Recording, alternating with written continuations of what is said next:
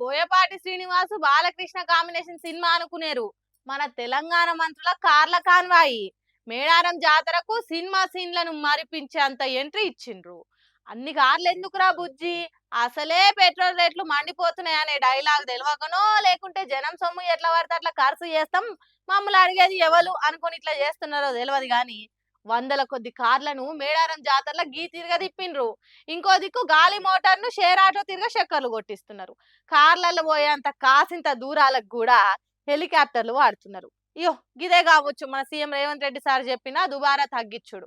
ఇగో గిదే కావచ్చు ఉన్నంతల సంసారాన్ని సర్కార్ను నడుపుడు. ఇంతకంటే పొదుపు ఇంకే రాష్ట్రంలో చేయలేరు కావచ్చు.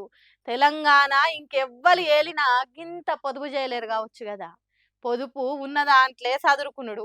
కాపాయం అంటే ఇదే కావచ్చు మరి. రాష్ట్రం ఆర్థికంగా బాగలేదు, అప్పు ఉడతలేదు, ఆనా పైసా ఎవ్వడిస్తలేడు. కాబట్టి స్వీయ నియంత్రణే దీనికి పరిష్కారం. ఉన్నంతలో సంసారం నడుపుకున్నట్టు సర్కార్ను నడుపుకోవాలి.